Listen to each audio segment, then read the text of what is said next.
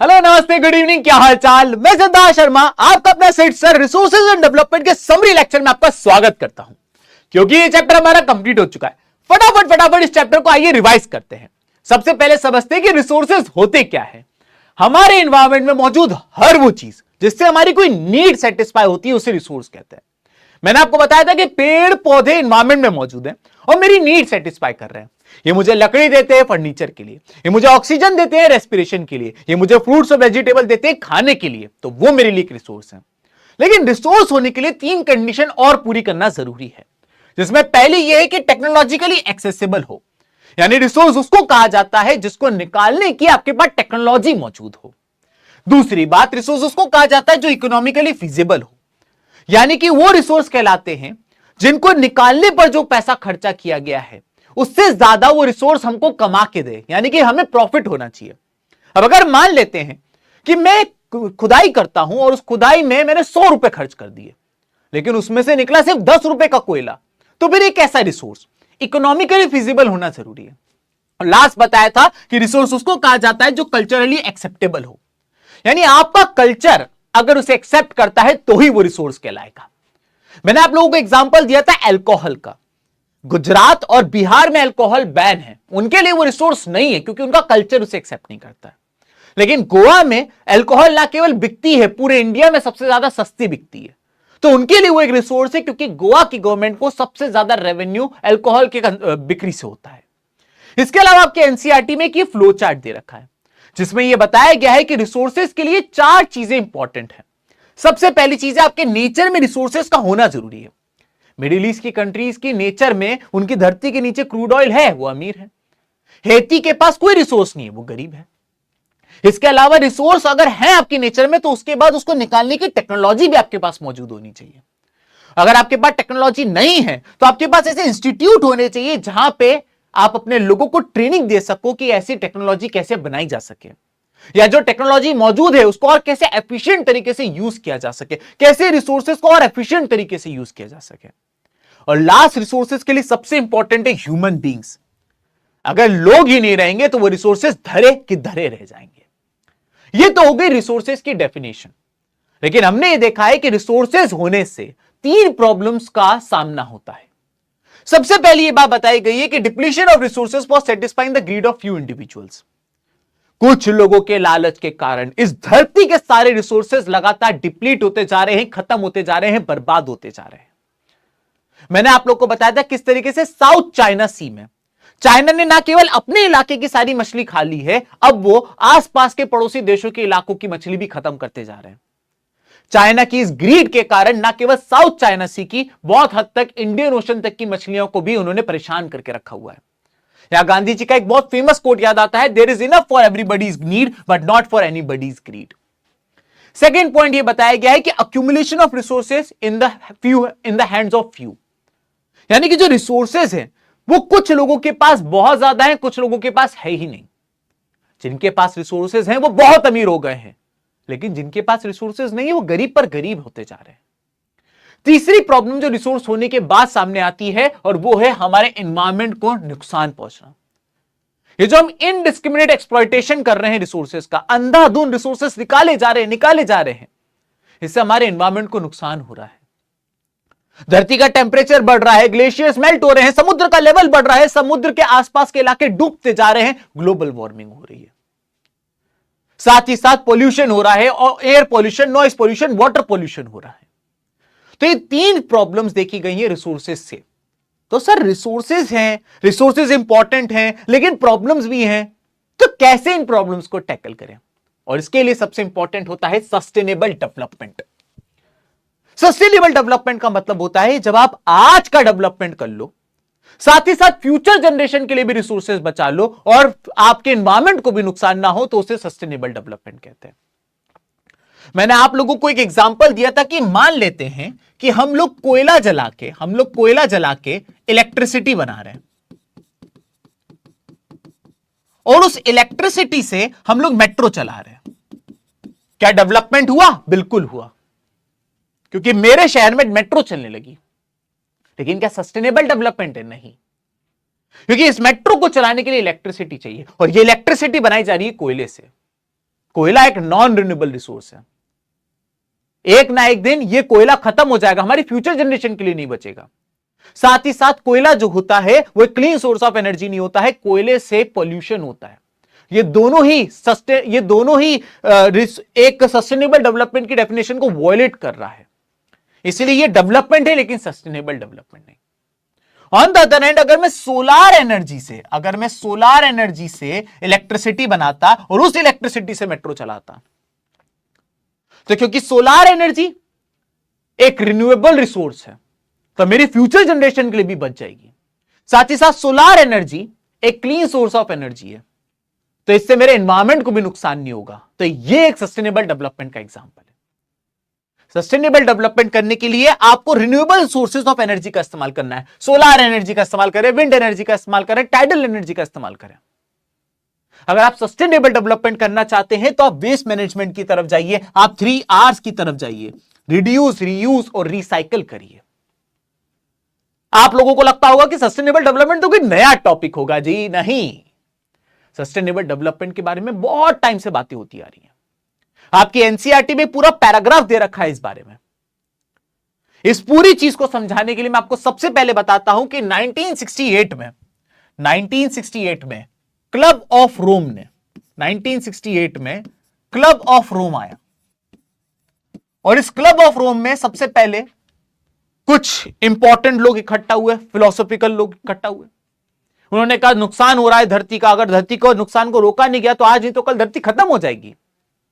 तो इन्होंने सबसे पहले बात करी कि नहीं, हमें हमारी धरती को बचाना होगा, कंजर्वेशन ऑफ रिसोर्सेस करने होंगे।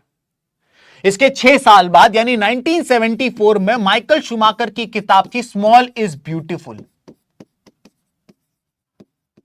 उसमें भी यह बात बोली गई कि हां, रिसोर्सेस बहुत लिमिटेड है, हमें ऐसे रिसोर्सेस को इस्तेमाल करना चाहिए कि हमारा आज का डेवलपमेंट हो जाए और फ्यूचर जनरेशन के लिए भी बच जाए।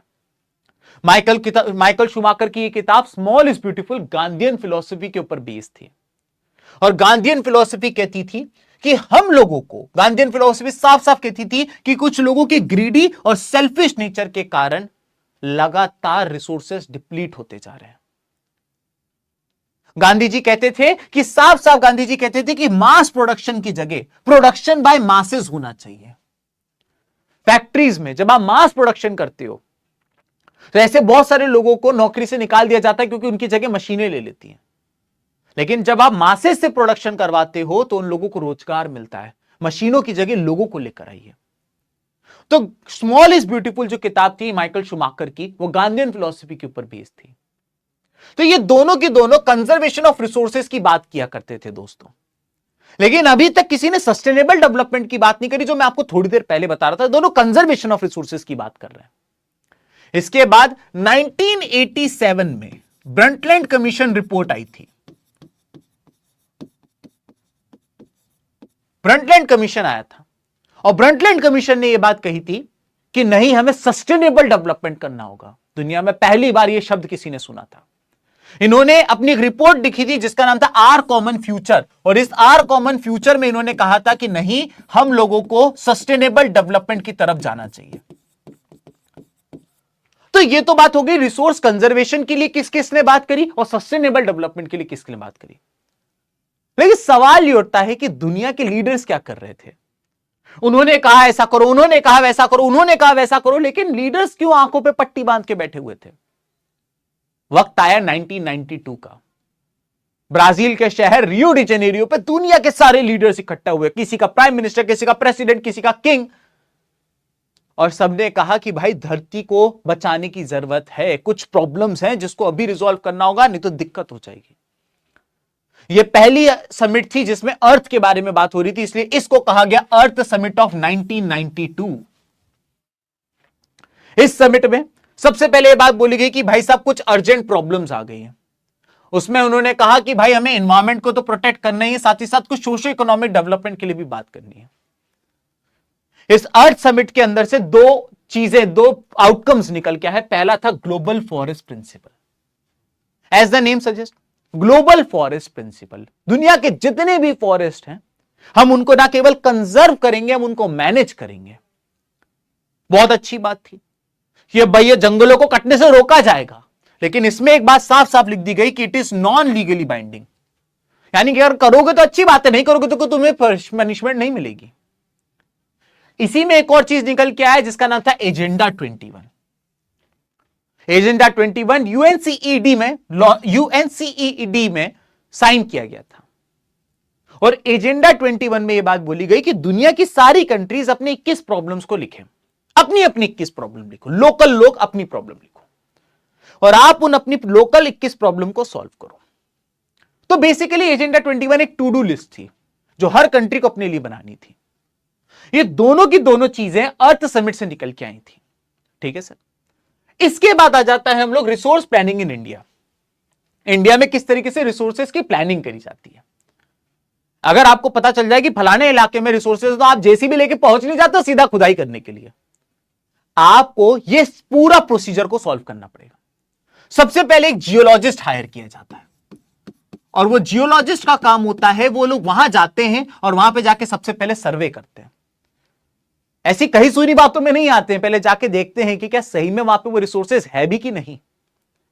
पता चल गया कि हाँ वहां पे वो रिसोर्सेज हैं, तो उसके बाद मैपिंग करी जाती है। भाई पूरे साइट को नहीं खुदाई करनी है, पूरी साइट में इस इलाके में रिसोर्स है वहां खुदाई होगी, इस इलाके में रिसोर्स है वहां खुदाई होगी, इस इलाके में रिसोर्स है वहां खुदाई होगी। तो वहां पे मैपिंग करी जाती है और उसके बाद क्वांटिटेटिव और क्वालिटेटिव एनालिसिस किया जाता है, यानी कितनी क्वांटिटी के रिसोर्स हैं। ऐसा तो नहीं 100 करोड़ रुपए खर्च करें और रिसोर्स निकले 1 करोड़ रुपए के। फिर देखा जाता है किस क्वालिटी के रिसोर्स हैं। कोयला मैंने आपको बताया था 4 तरीके का होता है, एंथ्रासाइट, पीट, एंथ्रासाइट, बिटुमिनस, सब बिटुमिनस और पीट। कहीं ऐसा तो नहीं सबसे घटिया क्वालिटी पीट क्वालिटी का कोयला है। अगर पीट भी होगा तो भी चलो निकाला तो जाएगा ही, लेकिन जो डिमांड है, हो सकता है आपकी डिमांड एंथ्रासाइट की और निकल पीट रहा उसमें घटिया क्वालिटी का। उसके बाद आ जाता है इवॉल्विंग ऑफ प्लानिंग स्ट्रक्चर। जब ये सब हो जाता है अब प्लानिंग पे बैठी जाती है। सबसे पहले टेक्नोलॉजी जुगाड़नी है। क्या अपने देश में वो टेक्नोलॉजी है तो ठीक है अरेंज करो, नहीं है तो फिर बाहर से अरेंज करो। इसके अलावा स्किल्स, लोगों के अंदर स्किल्स होनी चाहिए। भाई उस साइट पे काम करने के लिए दोनों तरीके के लोग चाहिए, स्किल्ड भी चाहिए, नॉन स्किल्ड भी चाहिए। स्किल्ड लोग चाहिए जो इंजीनियर्स होंगे, जियोलॉजिस्ट होंगे, साइंटिस्ट होंगे। नॉन स्किल्ड यानी जो लेबर होगी, जिसका बस काम है माल ढोना। तो ये स्किल डेवलपमेंट की बात होती है। और लास्ट अगर नहीं है तो इस तरीके के इंस्टीट्यूट होने चाहिए जहां पे हम हमारे लोगों को स्किल अप कर सकें। इसके बाद आ जाता है दोस्तों matching of resources with national development plan. अब भारत में 28 स्टेट और 8 यूनियन टेरिटरीज है। झारखंड के पास सारे तरीके के रिसोर्स मौजूद है, लेकिन इसका मतलब ये थोड़ी कि हम झारखंड के सारे रिसोर्सेज निकालते जाएंगे। कोयला झारखंड के पास है, कोयला उड़ीसा के पास भी, छत्तीसगढ़ के पास भी है। तो जो देश की रिक्वायरमेंट है वो सब पे इक्वली बटी जाती है। भाई किसी स्टेट का कोयला ले लिया, किसी स्टेट से ये ले लिया, किसी स्टेट से वो ले लिया। फिर ये भी देखा जाता है कि भाई यहां पे रिसोर्सेज का मतलब ये नहीं पूरा निकाल लो, अभी कितने की आवश्यकता है देश को उतना निकालो, बाकी रखे रहने दो। तो ये सारी चीजें आपको पास जो रिसोर्स मिला है उसको आपको नेशनल डेवलपमेंट प्लान के साथ मैच करना है। इंडिया में अगर नेशनल डेवलपमेंट प्लान की बात करें तो 5-5 साल का आता और पहला 5 ईयर प्लान 1951 से 56 में आया था। और उसमें बोला गया था 3 चीजें बहुत ज्यादा इंपॉर्टेंट है। सबसे पहला है पॉवर्टी, देश से गरीबी हटानी है, जड़ से निकाल के फेंक दो गरीबी। था भी उस टाइम पे 45 ट्रिलियन डॉलर्स ब्रिटिशर्स लूट के ले गए थे। दूसरी बात आ जाती है फूड शॉर्टेज। भारत एक ऐसा देश जहां पे आज दुनिया भर की चीजें उगती हैं। हम ना केवल अपना पेट खुद भर लेते हैं, हम बाहर के देशों का भी पेट भर रहे हैं। एट दैट मोमेंट भारत के पास खाना नहीं था, तो पहले 5 ईयर प्लान में फूड शॉर्टेज के बारे में भी बात करनी थी। और तीसरा आ जाता था इंफ्रास्ट्रक्चर। उस टाइम के हमारे पॉलिटिशियन इतने विजनरी थे कि उन्होंने कहा जितना हमारे देश के लिए पॉवर्टी, फूड शॉर्टेज इंपॉर्टेंट है, उतना ही infrastructure, road, school, hospital, college important है। अब यहां पर एक सिंपल सी बात है कि रिसोर्सेज जो होते हैं ना दोस्तों, रिसोर्सेज किसी भी कंट्री की डेवलपमेंट के लिए मस्ट कंडीशन होते हैं। बिना रिसोर्सेज के डेवलपमेंट नहीं हो सकता। आज जितनी भी मिडिल ईस्ट कंट्री है, Saudi Arabia, Qatar, UAE, Oman, Kuwait, बड़े बड़े स्काई स्क्रैपर्स है, महंगी महंगी गाड़ियां हैं, बड़े बड़े मॉल हैं। कैसे? इनके पास रिसोर्स था, पैसा था, उस पैसे का इस्तेमाल इन्हें डेवलपमेंट में किया। अब रिसोर्स नहीं होंगे तो पैसा नहीं होगा, पैसा नहीं होगा तो डेवलपमेंट नहीं होगा, और यही पहला पॉइंट बोला गया है कि बिना रिसोर्सेस के डेवलपमेंट ना होगा। अब दूसरी बात मैं आपको ये बता भी चुका हूं कि सिर्फ रिसोर्सेस से सब काम नहीं होगा, शुरुआत में बता दिया था। नेचर में रिसोर्स होने के बाद भी आपको ह्यूमन बींग्स चाहिए, आपको टेक्नोलॉजी चाहिए, आपको इंस्टीट्यूट चाहिए उनके लिए।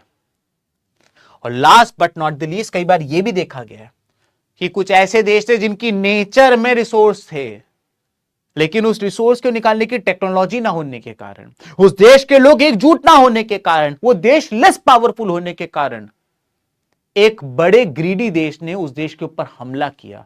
ना केवल उस देश को अपना गुलाम बनाया, उसके रिसोर्सेज भी लूट के ले गए। तो ऐसे कई सारे लोगों, कई सारे ऐसे देश थे जिन्होंने दूसरे देशों की रिसोर्सेज को लूटा है। हम इसका प्राइम एग्जांपल है, ब्रिटिशर्स हमसे कितना लूट के ले गए थे। अब हम आ जाते हैं लैंड एज अ रिसोर्स पे। सबसे इंपॉर्टेंट रिसोर्सेज में से एक है लैंड, क्योंकि इसी लैंड के ऊपर तुम खड़े हो, इसी लैंड के ऊपर तुम खेती करते हो, इसी लैंड के ऊपर सब कुछ होना है। भारत देश में जितनी भी जमीन मौजूद है उसको आप 3 ग्रुप में बांट सकते हो। सबसे पहला आता है प्लेन, यानी कि मैदानी इलाका। भारत की टोटल जमीन का 43% प्लेन है। प्लेन में खेती करने से ज्यादा, खेती भी किया जा सकता है प्लेन में, साथ ही साथ रहा भी जा सकता है। चीजों का लाना ले जाना, किसी भी चीज को कंस्ट्रक्ट करना प्लेन में आसान होता है। सेकंड नंबर पे आते हैं माउंटेन्स। हमारे देश की 30% जमीन जो है वो माउंटेन है। माउंटेन इंपॉर्टेंट होते हैं 2 चीजों से। पहला, माउंटेन से नदियां आ रही होती हैं। हमने देखा है इंडस, गंगा, ब्रह्मपुत्र, ये सब हिमालय से आ रही हैं, इससे पानी मिले हैं हमें। साथ ही साथ mountains are a good source of tourism. लोग गर्मियों में माउंटेन में छुट्टियां बनाने जाते हैं दोस्तों। तीसरे नंबर पे आ जाता है प्लेट्यू। भारत देश का 27% जमीन जो है वो प्लेट्यू है, और प्लेट्यू की भी अपनी इंपॉर्टेंस है, क्योंकि प्लेट्यू में ना केवल मिनरल्स के भंडार होते हैं, यहां पे आपको कई सारे फॉसिल फ्यूल्स भी देखने को मिलेंगे। ठीक है सर, लेकिन जो जितनी भी जमीन है उस जमीन का हम इस्तेमाल कैसे करते हैं, तो यहां पे अगला टॉपिक ये आ जाता है कि हाउ इज लैंड यूटिलाइज्ड। इसमें सबसे पहली बात बोली है कि ज्यादातर जमीन जो होती है वो फॉरेस्ट होती है। ज्यादातर जमीन फॉरेस्ट है, ठीक है, जंगल है। जंगल बहुत इंपॉर्टेंट है बायोलॉजिकल बैलेंस बनाए रखने के लिए, नेचुरल इकोसिस्टम को मेंटेन रखने के लिए। सेकेंड नंबर पे आ जाता है land not available for cultivation, यानी वो जमीन जिस पे तुम खेती नहीं कर रहे हो। क्यों नहीं कर रहे हो? कई रीजन हो सकते हैं। पहला, वो जमीन बैरन लैंड हो सकती है, उस जमीन में न्यूट्रिएंट्स ही नहीं है। तुम कुछ भी कर लो, तुम कोई भी बीज डाल दो, तुम कितना ही पानी डाल दो, उस जमीन में अगर फर्टिलिटी ही नहीं होगी तो उस जमीन पे कुछ उगेगा ही नहीं, बंजर जमीन है वो। सेकेंड नंबर पे आता है land put for non agricultural use. सारी जमीन पे थोड़ी खेती करे हो, थोड़े पे स्कूल, कॉलेज, हॉस्पिटल, रोड ये भी तो बनाओगे, तो वो आ जाता है land put for non agricultural use. इसके बाद कुछ ऐसी जमीन है जिसको हमने परमानेंट ग्रेजिंग या पेस्चर लैंड बना रखा है। भेड़ बकरियों के चढ़ने के लिए रख रखी है वो जमीन हमने, क्योंकि अगर भेड़ बकरी नहीं खाएंगी तो हमारे पास डेयरी प्रोडक्ट्स की कमी हो जाएगी दोस्तों। तो कुछ जमीन हमारे पास ये भी है। फिर आती है कुछ जमीन जिसे मिसलेनियस ट्री क्रॉप्स कहते हैं, यानी जंगली झाड़ियां जो विदाउट ह्यूमन इंटरवेंशन उग जाती है। हमारे हर कॉलोनी में एक प्लॉट होता है जिसमें झाड़ियां उग चुकी होती हैं। तुम उसे खेत नहीं कहोगे, तुम उसे जंगल नहीं कहोगे, उसे मिसलेनियस ट्री क्रॉप्स कहा जाता है। इसके बाद आता है कल्चरेबल वेस्टलैंड, यानी वो जमीन का टुकड़ा जिसे 5 साल से ज्यादा समय के लिए खाली छोड़ रखा था। मतलब भाई सिंपल सी बात है, मेरे पास एक जमीन थी, मैं उस पर खेती नहीं कर रहा हूं, मैंने उस पर घर नहीं बनाया है, मैंने इन्वेस्टमेंट के लिए लेकर रखी हुई, 10 साल हो गया। तो अगर ऐसी जमीन जिसको 5 साल से ज्यादा समय के लिए तुमने एवं ही छोड़ रखा है तो उसे कहा जाता है कल्चरेबल वेस्टलैंड। फिर आती है फैलो लैंड। फैलो लैंड भी 2 तरीके की होती है, एक होती करंट फैलो और एक होती अदर देन करंट फैलो। अगर आपकी जमीन आपने 1 साल से कम समय के लिए खाली छोड़ रखी है तो उसे कहते हैं करंट फैलो। लेकिन अगर आपने 1 साल से ज्यादा 5 साल से कम समय के लिए खाली छोड़ रखी है तो उसे कहते हैं अदर देन करंट फैलो। ठीक है, अब आ जाते हैं हम लोग नेट सोन एरिया और ग्रॉस क्रॉप्ड एरिया पे। भाई मैंने आपको बताया था ये मेरे पास खेत है, ठीक है, और जो मेरे पास खेत है, मान लेते हैं मेरे पास 100 हेक्टेयर का मेरे पास खेत है, ठीक है। इस 100 हेक्टेयर के खेत में से 50 हेक्टेयर जो था मैंने घर बनाने के लिए यूज कर लिया, ठीक। 20 हेक्टेयर जो था उस पर मैंने मान लेते हैं 20 हेक्टेयर के ऊपर रोड बना ली, इसके ऊपर मैंने रोड बना ली। अब आपके पास बचा कितना, 50 और 20 70 हो गया, 100 में से 70 यूज हो गया, मतलब कि 30 हेक्टेयर जमीन बची है सिर्फ। तो वो जमीन जिस पे अब तुम खेती कर सकते हो उसे कहा जाता है नेट सोन एरिया। वो जमीन जो बच गई है जिस पे तुम अब खेती कर सकते हो, that is called net sown area.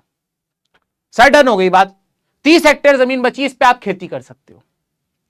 लेकिन अब ये जो 30 हेक्टेयर मेरे पास जमीन बची है, मैंने एक बार क्या किया, इस 30 हेक्टेयर के ऊपर कोई राबी क्रॉप उगा ली 4 महीने। फिर इसी 30 हेक्टेयर के ऊपर अगले 4 महीने मैंने क्या करा, खारिफ क्रॉप उगा ली। अब 4 महीने और 4 महीने 8 महीने हो गए, साल में 12 महीने होते हैं। राबी और खारिफ के बीच में मैंने 4 महीने जैद क्रॉप उगा ली। अब उसी जमीन के टुकड़े को मैंने साल में 3 बार इस्तेमाल कर लिया, उसी 40 हेक्टेयर को मैंने साल में 3 बार इस्तेमाल कर लिया, उसी 30 हेक्टेयर को मैंने साल में 3 बार इस्तेमाल कर लिया। तो अब मेरा ग्रॉस क्रॉप्ड एरिया हो जाएगा 30 + 30 + 30, यानी कि 90 हेक्टेयर मेरा ग्रॉस क्रॉप्ड एरिया हो जाएगा। यहां तक क्लियर हो गया? यह था हमारा नेट सोन एरिया और ग्रॉस क्रॉप्ड एरिया के बीच में डिफरेंस। एक क्वेश्चन आ जाता है, how land use pattern is determined. Land use pattern कैसे डिटरमाइन होगा कि कहां पे कितनी जमीन इस्तेमाल होगी? वो डिटरमाइन करता है, सबसे पहले आपको पता होगा बीचों बीच से एक लाइन जाती है जिसे हम इक्वेटर कहते हैं। इसके ऊपर एक लाइन जाती है जिसे ट्रॉपिक ऑफ कैंसर, नीचे एक लाइन जाती है जिसे ट्रॉपिक ऑफ कैप्रिकॉर्न कहते हैं। फिर यहां से एक लाइन जाती है जिसे आर्कटिक सर्कल, और यहां से एक लाइन जाती है जिसे एंटार्क्टिक सर्कल कहते हैं। दुनिया में सबसे ज्यादा गर्मी जो होती है वो ट्रॉपिक ऑफ कैंसर से ट्रॉपिक ऑफ कैप्रिकॉर्न के बीच के इलाके में होती है। उससे कम गर्मी आपको देखने को अगर मिलेगी तो वो आपको यहां वाले इलाके में देखने को मिलेगी, यानी आर्कटिक सर्कल से ट्रॉपिक ऑफ कैंसर के बीच में और एंटार्क्टिक सर्कल से ट्रॉपिक ऑफ कैप्रिकॉर्न के बीच में। और सबसे ज्यादा ठंडी जो होती है वो यहां से वहां तक और वहां से यहां तक, यानी आर्कटिक सर्कल से नॉर्थ पोल और एंटार्क्टिक सर्कल से साउथ पोल के बीच में होती है। इस इलाके में जिसे फ्रिजिड जोन कहा जाता है वहां सबसे कम लोग रहते हैं, क्योंकि इतनी ठंड है कि इंसान तो छोड़ो जानवर तक जिंदा नहीं रह सकता, खेती तक नहीं कर सकते और पीने का पानी तक ना मिले। तो अगर वो आपसे पूछे कि लैंड यूज कैसे डिटरमाइन होगी, कहां की लैंड यूज होगी कहां की नहीं, तो क्लाइमेट बहुत बड़ा रोल प्ले करता है। जहां बहुत एक्सट्रीम क्लाइमेट होगा वहां कोई नहीं रहेगा। इसके अलावा लैंड यूज पैटर्न होता है, वो आता है अगली चीज, पॉपुलेशन डेंसिटी। जहां पे लोग हैं वहां लोग रहना पसंद करते हैं, अकेलेपन में पागल हो जाओगे रह रह के। तीसरी बात आ जाती है टेक्नोलॉजिकल कैपेबिलिटी। लोग वहां रहना चाहते हैं जहां पे टेक्नोलॉजी आ चुकी है, जो डेवलप्ड हो, जो एडवांस्ड हो। कोई भी गांव में रहना पसंद नहीं करेगा, क्योंकि अगर तुम्हें आज लग रहा होगा कि नहीं शहर को छोड़ छाड़ के गांव जाके रहूंगा, सितारे देखूंगा, शुद्ध हवा को इनहेल करूंगा, जब 24 घंटे में 16 घंटे बिजली नहीं आएगी ना, एक दिन में अकल ठिकाने आ जाएगी। तो आप वहां रहना पसंद करते हो जहां पे डेवलपमेंट हो रखा हो, एडवांसमेंट हो रखा हो। और तीसरी चीज आ जाती है कल्चर एंड ट्रेडिशन। जहां का कल्चर और ट्रेडिशन हैप्पी होगा, वेलकमिंग होगा, एंजॉय करने लायक होगा, लोग वहां रहना पसंद करेंगे। इंडिया का अगर हम लैंड यूज पैटर्न की बात करें तो इंडिया का टोटल स्क्वायर एरिया जो है वो 3.28 मिलियन स्क्वायर किलोमीटर है। India is the 7th largest country in the world, 7th largest country in the world. हमारे पास जो डेटा है इंडिया का वो सिर्फ 93% का डेटा है, क्योंकि मैं आपको पहले भी बता चुका हूं 1947 से 48 में पीओके पाकिस्तान ने खींच लिया।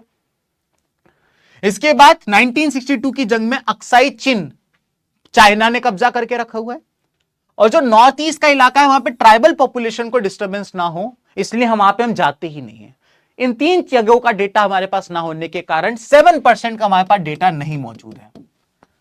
तो जो भी डेटा भारत का है वो आपके पास यहां का है, और ये डेटा बताता है कि भारत देश में 23% आज की तारीख में जंगल हो चुके हैं, विच इज नॉट बैड। लेकिन ये 23% नंबर कम है, क्योंकि भारत में नेशनल फॉरेस्ट पॉलिसी आई थी 1952 में, जिसमें कहा था एटलीस्ट 33% जंगल होना चाहिए। तो माना हम 23% पे हैं, लेकिन स्टिल हम नेशनल फॉरेस्ट पॉलिसी से बहुत पीछे हैं। अब हम आ जाते हैं लैंड डिग्रेडेशन पे। Sir what do mean by land degradation? जब लैंड की क्वालिटी लगातार नीचे होती जाए, जब लैंड की फर्टिलिटी लगातार निचुड़ती चली जाए, तो उसे लैंड डिग्रेडेशन कहते हैं। इंडिया के अलग अलग स्टेट में लैंड डिग्रेडेशन हो रहा है अलग अलग रीजनों से। फॉर एग्जाम्पल मध्य प्रदेश, छत्तीसगढ़, झारखंड, उड़ीसा में लैंड डिग्रेडेशन हो रहा है माइनिंग के कारण। ये 4 स्टेट ऐसे जहां पे मिनरल्स बहुत हैं, तो माइनिंग कर करके यहां की जमीन को खराब कर दिया गया है। वहीं अगर आप मध्य प्रदेश, गुजरात, राजस्थान और महाराष्ट्र की बात करें तो यहां पे लैंड डिग्रेडेशन हो गया है ओवर ग्रेजिंग के कारण। जो मवेशियां होते हैं, जो कैटल्स होते हैं, जो भेड़ बकरी होती हैं, इन्होंने इतनी ग्रेजिंग कर ली कि सारी घास चली गई है, जिसके कारण वहां लैंड डिग्रेडेशन हो गया है। अब इसके बाद अगर हम बात करें पंजाब, हरियाणा और वेस्टर्न उत्तर प्रदेश की, तो वहां पे लैंड डिग्रेडेशन हो रखा है ओवर इरिगेशन के कारण। सर ये ओवर इरिगेशन और ओवर ग्रेजिंग वाला पॉइंट समझ में नहीं आया, माइनिंग तो तब भी आ गया। चलो मैं तुम्हें इसको एंड में डिटेल में बताऊंगा जब मैं तुम्हें सॉइल इरोजन पढ़ा दूंगा, ठीक है? याद रखना ये चीज मैं तुम्हें बाद में बताऊंगा। तो लैंड डिग्रेडेशन से करने के कुछ, अब भाई इंडिया की बात करें, अगर हम सॉइल की बात करें, land soil is very important resource. 1 centimetre की सॉइल को बनने के लिए 1000 साल लग जाते हैं। Soil is a very important resource. सवाल ये उठता है कि सॉइल बनती कैसे है? आप कह रहे हो 1 सेंटीमीटर की सॉइल को बनने में 1000 साल लग जाते, कैसे, क्या, क्यों? भाई जब एक बड़ा पत्थर होता है, बोल्डर, वो बड़े पत्थर पे जब बारिश का पानी पड़ता है तो वो बड़ा पत्थर घिसता है। जब उस बड़े पत्थर के ऊपर से हवा चलती है तो बड़ा पत्थर घिसता है। जब उस बड़े पत्थर के ऊपर इंसान चलता है तो बड़ा पत्थर घिसता है।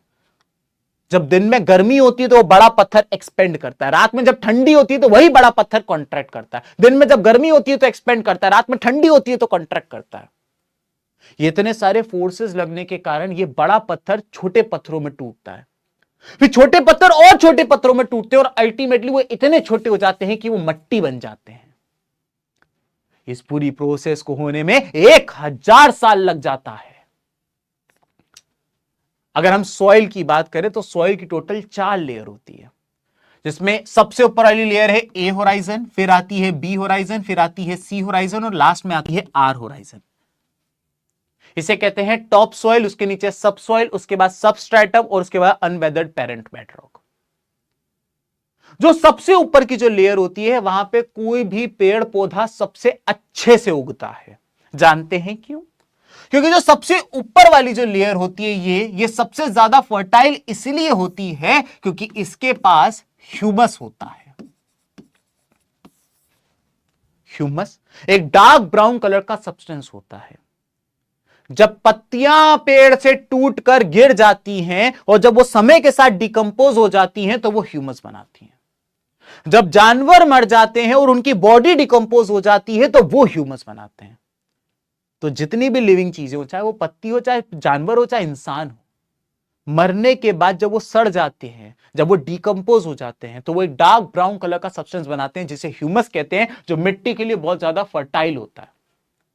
ए horizon is most fertile because it contains humus. चारों लेयर में सबसे ज्यादा ह्यूमस ए होराइजन में होता है।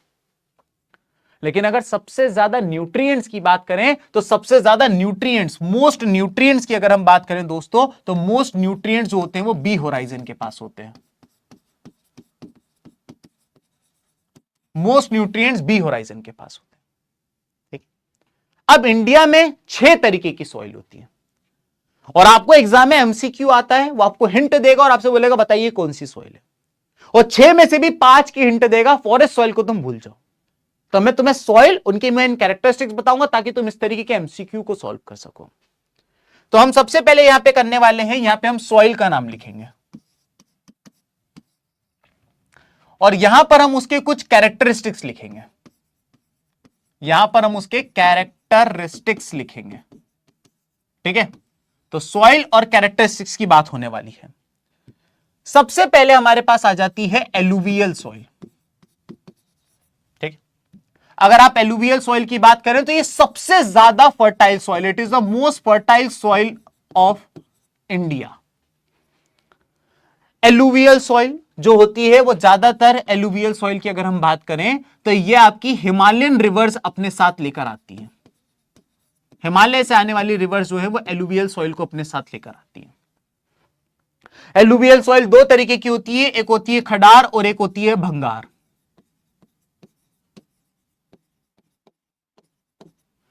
एलुवियल सॉइल इंडिया के राजस्थान में भी मौजूद है, लेकिन वहां की एलुवियल सॉइल इतनी एल्कलाइन है, इतनी बेसिक है कि उसको यूज करने से पहले उसमें बहुत सारा पानी डालना पड़ता है, उसका ट्रीटमेंट करना पड़ता है। ठीक है सर।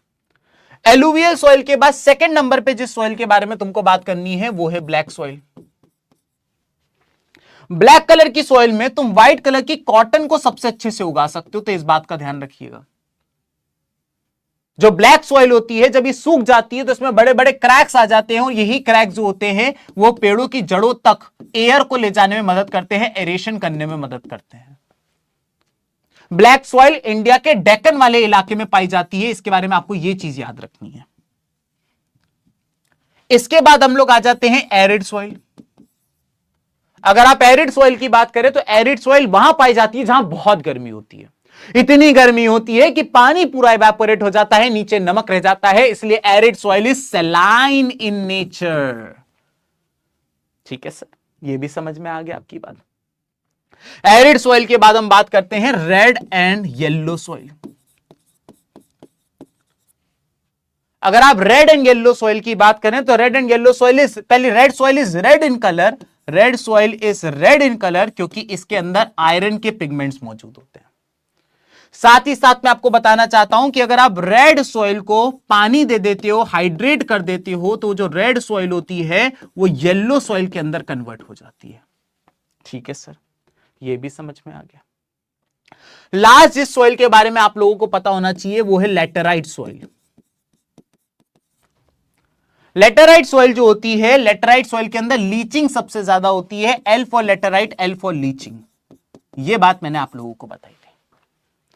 अब लीचिंग क्या होती है, यह सारी चीजों को समझने से पहले आपको सॉइल इरोजन के बारे में पता होना चाहिए। मैंने आपको बताया था कि मान लेते हैं कि यहां पर एक व्यक्ति का खेत है और यहां पे दूसरे व्यक्ति का खेत है, और मान लेते हैं यहां से मैं हवा से इस खेत की मिट्टी को उड़ा के इस खेत में ले जाता हूं, इसे सॉइल इरोजन कहते हैं। या फिर मैं पानी से इस खेत की मिट्टी को बहा के इस खेत में ले जाता हूं, तो इसको भी सॉइल इरोजन कहते हैं। तो जब हवा से मिट्टी एक खेत से उड़ के दूसरे खेत में चली जाए, जब पानी से मिट्टी एक खेत से बह के दूसरे खेत में चली जाए, तो इसी को सॉइल इरोजन कहा जाता है। सर सॉइल इरोजन से बचे कैसे? सबसे इंपॉर्टेंट है, सॉइल इरोजन से बचने के लिए आपको पेड़ लगाने चाहिए, क्योंकि जब आप मिट्टी पे पेड़ लगाते हो तो उसकी जो जड़ें होती है वो मिट्टी को पकड़ के रखती है, जिससे जब हवा चलती है तो मिट्टी उड़ती नहीं है, जब पानी बहता है तो मिट्टी बहती नहीं है। तो मिट्टी की जड़ें जो होती हैं वो पेड़ों को मिट्टी को बहने से रोकती हैं। ऐसा ही सेम बात घासों के साथ होता है। घास के साथ, घास की जो जड़ें होती है वो भी मिट्टी को पकड़ के रखती है, ना उसको उड़ने देती है ना उसको बहने देती है। लेकिन जब आप ओवर ग्रेजिंग कर रहे हो महाराष्ट्र जैसे स्टेट में, जब आपने सारी घास हटा दी तो घास की जड़ें मिट्टी को पकड़ नहीं पाती हैं। ऐसे में जरा सी हवा चलती है मिट्टी उड़ जाती है, जरा सा पानी बहता है मिट्टी बह जाती है, ओवर ग्रेजिंग से। ठीक है, तो इसीलिए सॉइल इरोजन के बारे में सबसे पहले बताया गया। 4 तरीके के सॉइल इरोजन है, गली erosion, sheet erosion, wind erosion और डिफेक्टिव फार्मिंग मेथड। अभी डिफेक्टिव फार्मिंग मेथड और लीचिंग के बारे में और मैं आपको बता देता हूं। मैंने आप लोगों को बताया था कि मान लेते हैं कि यहां पे हमारे पास एक खेत है, और खेत में हमने क्या कर रखा है, हमने पेड़ लगा रखा है। यहां पे हमने पेड़ लगा रखा है। ठीक है, अब होता क्या है कि जो मिट्टी होती है, मिट्टी में न्यूट्रिएंट्स होते हैं, ये न्यूट्रिएंट्स बना दिए गए हैं। ऐसे में जब पानी आता है, मान लीजिए बारिश से पानी आया, तो ये जो पानी होता है ये न्यूट्रिएंट्स को बहा के नीचे ले जाता है।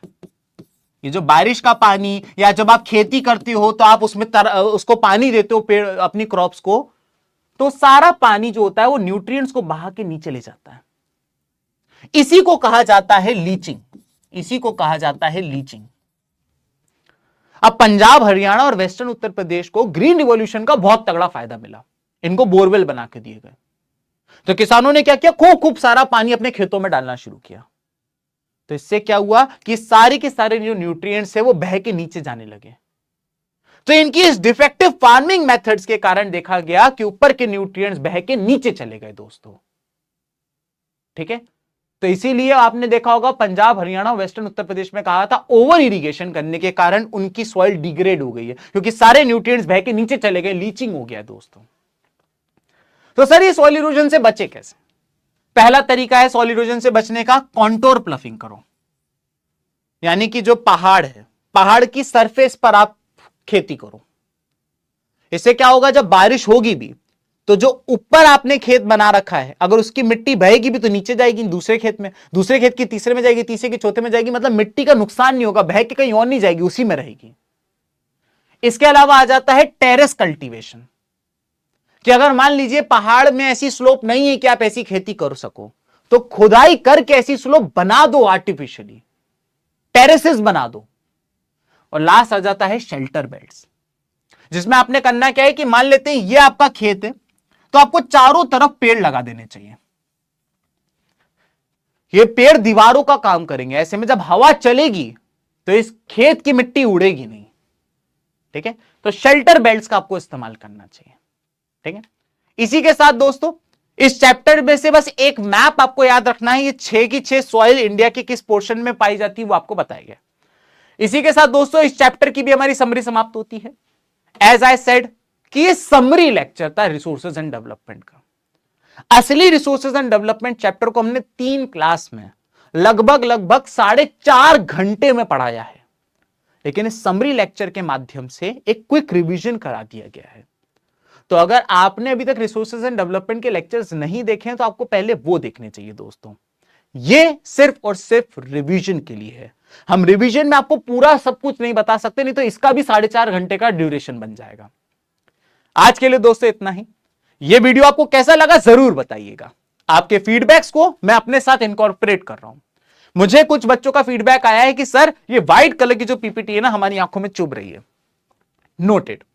मैं बहुत जल्दी ऐसी पीपीटी पे काम कर रहा हूं जो आपको ज्यादा आपकी आंखों पे स्ट्रेन ना दे। तो आप बच्चों से बढ़कर हमारे लिए पीडब्ल्यू में कुछ भी नहीं है। तो अगर आपको ये लेक्चर अच्छा लगा हो तो एक छोटा सा कमेंट करके जरूर जाइएगा, क्योंकि आपका कमेंट मेरा दिन बना देता है। टिल नेक्स्ट टाइम बच्चों, बाय बाय, टेक केयर।